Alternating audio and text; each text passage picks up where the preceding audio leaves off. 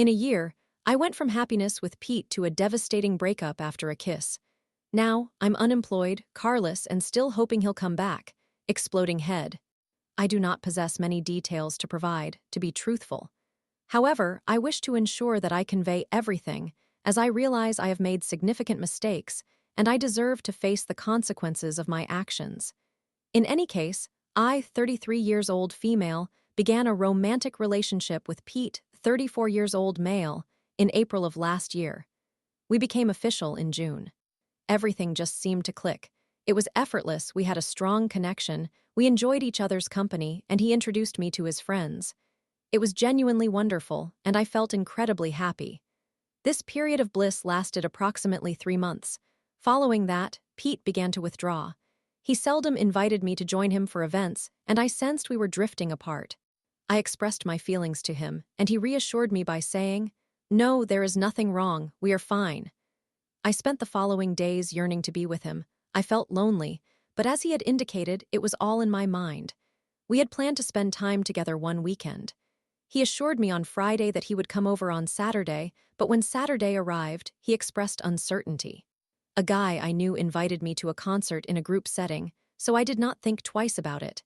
Several other acquaintances would be attending as well, and if you are familiar with me, which I hope you are not, you know the few things that bring me joy: my pets, my partner, and enjoying concerts with people I care about. I called Pete to inquire about what time he would arrive, mentioning the concert invitation. He showed no concern, telling me to go and have fun and that we would connect later. That's when I made a mistake. Near the end of the concert, Cole, the person who invited me, started to move closer and attempted to kiss me. I halted him, he stepped back and resumed enjoying the concert as before. I had consumed 2 large beers, so while I was not severely intoxicated, I would say I was tipsy. A few minutes later, Cole pulled me to dance again, and I did not pull away or decline, I embraced it. We danced, and then he pulled me closer, stating he had never seen anyone as cool as I am, and acknowledged he was aware of Pete but admitted he had always been attracted to me and genuinely wanted to kiss me. I reciprocated, and we shared a kiss. For the remainder of the night, perhaps about an hour left, we returned to singing and dancing and having a good time. After the concert concluded, we all went our separate ways. I took the train back home. Pete and I had been messaging throughout the day, so I informed him I was heading back. Upon my arrival home, alone, he was already at my apartment. He was kind and welcomed me warmly. I mentioned I would remove my makeup and join him to watch television, then went to the bathroom. Just 2 minutes later, he entered and asked, "Tell me about the concert." I shared everything except for the kiss. I genuinely intended to ignore that event for the rest of my life. He insisted, "You need to tell me what transpired. That guy hit on you, didn't he?" I replied affirmatively. He inquired if Cole had touched me, and I explained that we had danced together, and mentioned that at one point we did share a brief kiss. It wasn't passionate, just a brief meeting of our lips for about 3 to 5 seconds. He struck the door right beside me, exclaiming that he had suspected something was amiss. He took my phone and searched through it, repeatedly calling Cole about 50 times, who answered initially but quickly recognized it was Pete. Thankfully, Cole did not answer after the first call. He became furious, berating me with insults. He questioned me why I had done this, and I responded, "I didn't think you would care." He then declared that he could not share a bed with a dirty whore, insulted me further, and left. I was shattered and heartbroken, not solely from his anger, but from the harsh words he directed at me. The next day, he returned seeking a discussion, and I agreed, hoping he would express his thoughts. He shared his feelings, explaining that I had hurt him with my comment suggesting he would not care, that he loved me and did not want anyone else to touch me. I apologized multiple times while he continued to vent his frustrations, and I remained silent. Eventually, he pulled me close, embraced me, and said he loved me and could never let me go. That appeared to be the conclusion of our issues, for the moment. However, in the following months, he transformed into a different person. He would do everything possible to avoid assisting me in any way. I would cook and clean while he lounged on the couch. He never accompanied me to grocery store trips, merely instructing me to get this or that. I continued to tolerate it. Whenever he had the chance, he brought up my infidelity. Approximately 4 months had passed since he started receiving work hours, making him essentially unemployed. His family is affluent and cares deeply for him, consistently providing support. In October, I was preparing to move to a nicer apartment, and he was enthusiastic since it would be much closer. Everything unfolded well, and I moved, which was fantastic. However, I also depleted my savings on deposits and moving costs. I relocated on a Saturday, and by Tuesday, I was laid off from work for financial reasons. Since then, life became challenging for both of us. We were both struggling. He was reluctant to accept financial aid from his family. I was utterly lost. I had no one to rely on for assistance. Consequently, I fell behind on rent, my car, which was repossessed last week, and bills. I was spiraling, fully aware that impending homelessness loomed. I frequently cried about it, paralyzed by fear. My anxiety escalated to the point of making me afraid to leave the house. He would say, "You're fine," or "It's okay, you will sort it out," and similar reassurances. Gradually, I began to recognize more of his behaviors. We spent a month house sitting for his parents, effectively living together. He was intoxicated every night and distanced himself, making snide comments towards me. One day, I confronted him, and he began to speak about how I did not love him and did not want to be with him, and so on. In that moment, I foolishly rushed to comfort him, assuring him that everything would be all right, that I had received a job offer and was working part-time, and I believed we would overcome this together.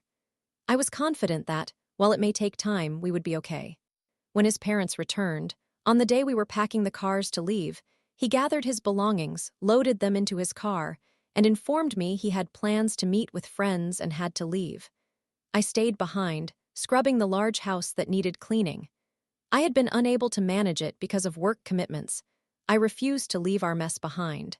I cleaned up a month's worth of dog waste from the deck, as he left the dogs outside instead of in the backyard and had never once picked up after them. I thoroughly cleaned up after both of us. Feeling frustrated, I asked him to notify me once he was finished with his friends, as I wanted to call him. It was nearing 11:30 p.m., and I had received no text or call from him. He had left at least 10 hours earlier, and I began to worry. I sent him a message asking, "Are you still with your friends?" He replied he was getting Chipotle, but ignored my inquiry about who he was with. I reached a breaking point and demanded to know how much longer he would avoid answering my question.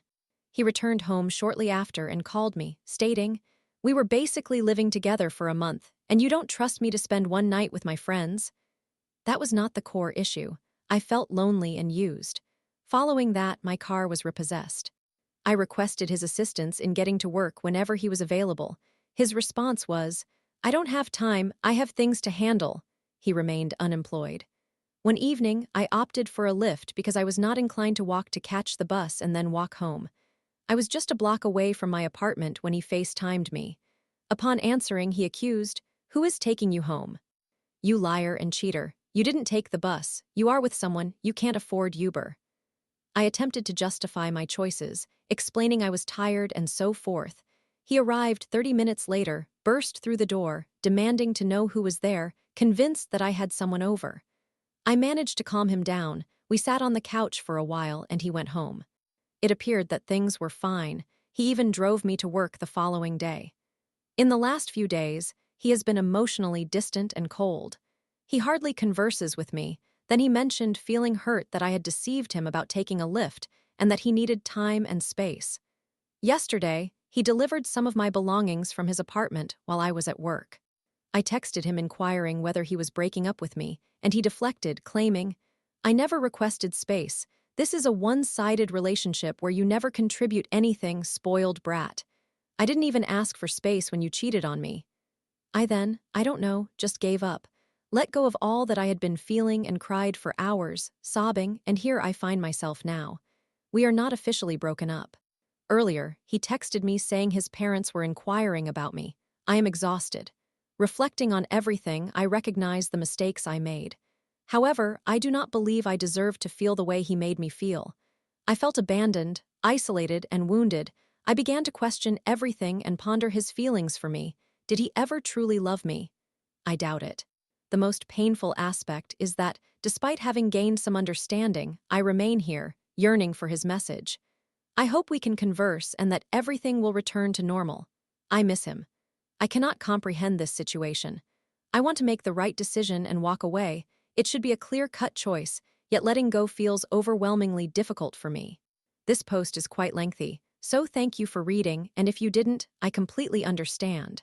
Summary: I cheated, and since then, I have been punished in every conceivable way. Still, I harbor hope and miss him. Edit: I no longer maintain contact with the people I knew or Cole. I have exited all our social groups and blocked Cole and several others. I have no friends left. Story 2. OMG. I walked in on my coworker's husband and an awful postal worker having an affair in the post office. What do? I have come to the realization that my coworker's husband is involved in an affair. What course of action should I take? Greetings, everyone. I have not been an active member of Reddit previously. However, I am reaching out due to a significant dilemma, seeking advice while remaining anonymous. I hope you can assist me. To provide some context, I'm a 25-year-old man in my second year as a school guidance counselor at the local high school in my town. I reside in a remote area that is densely populated, with a population of just over 800 residents. This detail is crucial because, in a small town, everyone is aware of one another's lives, and personal matters are likely to come to light sooner or later. As the high school counselor, I am well known, and I have knowledge of various personal details about the community, like who is married to whom, who has divorced, who works where, and even some people's criminal records. Discretion is a rarity in a small town, as I'm sure you can imagine. Recently, I stumbled upon some distressing information, and I am uncertain whether to share it with those directly affected, knowing it could lead to life-altering consequences and ignite a wave of gossip and rumors throughout the community. At my school, I work alongside a coworker who teaches English. I will refer to her as Heather. She is in her mid-40s and has 2 children, both under the age of 7, with her husband. Let's call him Jerry. Jerry works at a local mechanic shop and has done some work on my car previously. I have met him several times, and he has always been polite and friendly. Our conversations have typically revolved around work, vehicles, sports, and family, very ordinary exchanges with a genuinely positive atmosphere. Heather, likewise, has been a delight to work with. She is among the kindest individuals I've encountered in my career, and like me, she is committed to doing what is best for our students. Although we do not socialize extensively outside of work, we typically exchange pleasantries if we encounter each other at the grocery store. I appreciate our collaboration. She is evidently a wonderful teacher and mother, frequently expressing her love for her children and husband. She often shares stories about their family taco nights on Tuesdays or their weekend plans. She openly states how unimaginable life would be without her children or Jerry. However, I discovered last week that Heather's affection for her family might not be reciprocated, at least not by Jerry. During my lunch break last week, I received an email notification indicating that a package I had ordered had arrived at the post office. Just to clarify, in our small town, we do not have mailboxes at home. We all maintain P.O. boxes at the local post office for our mail. Consequently, I decided to retrieve my package, which contained a new mouse for my school office. The post office has a few employees, but one of them is best described as a difficult person. I don't intend to be unkind, but this woman, whom I will label as Karen, is notoriously rude and unprofessional. She has a reputation for treating customers poorly and generally presenting a very unfriendly demeanor. When I arrived at the post office around 12:15 p.m., significant, as most employees take lunch from noon to 1 p.m., I noticed that both Karen and Jerry's cars were in the parking lot. In our small town, one knows the residents and their vehicles well. I was perplexed. In my previous visits during lunch hour, I had never seen Karen remain at work during her only hour of peace, as she often referred to it. Jerry's presence was equally confusing, given that Heather had told me he only had a 30-minute lunch break and rarely had time for anything during that period. Despite my confusion, I proceeded into the post office to collect my package. Upon entering, I heard unexpected noises, grunts, and the unmistakable sounds of intimacy. For those unfamiliar with post office layouts in the United States, upon entry, one typically finds an array of P.O. boxes. To the right, there is a back room where the clerks work, accessible through a locked door. However, a larger window separates this area from the public lobby.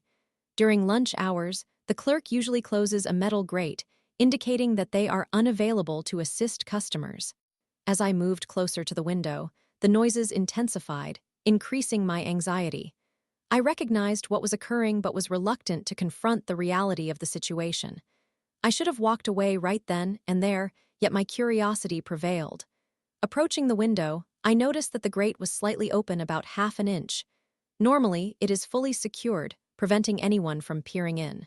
I stood frozen, listening to the sounds coming from behind the grate until, inexplicably, I lifted the door. To my shock, I witnessed Jerry and Karen engaged in sexual activity right on her desk. When I say I observed everything, I mean it. Jerry had his back turned to me, with his pants around his ankles, while Karen lay on the desk with her dress raised and her legs resting on Jerry's shoulders. It was a disturbing sight.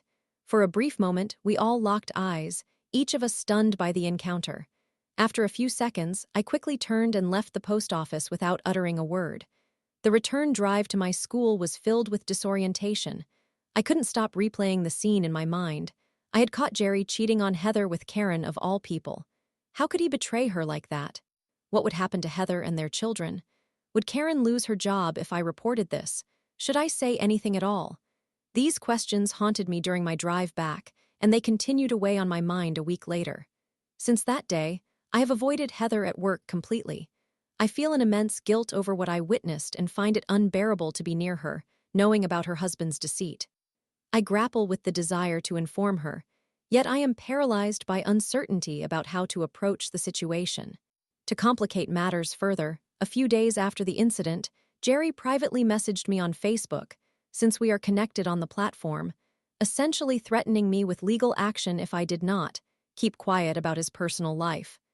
Now I am apprehensive that if I expose him, he might retaliate with a defamation suit. What should I do? I believe Heather deserves to know the truth, yet I would have to explain how I came across this information, which makes it even more complicated. Additionally, I don't want to be a catalyst for her distress. She is genuinely a lovely person. Will this news devastate her? How will it impact her children? Moreover, if this information circulates, it will undoubtedly spread throughout the town quickly, which is the last thing I want for Heather and her family. I care little for Jerry, who has proven to be untrustworthy, and I hold no affection for Karen either. In fact, I would be perfectly fine with her facing repercussions for her actions. However, I cannot pursue that option without implicating Heather. I am completely at a loss. What steps should I take?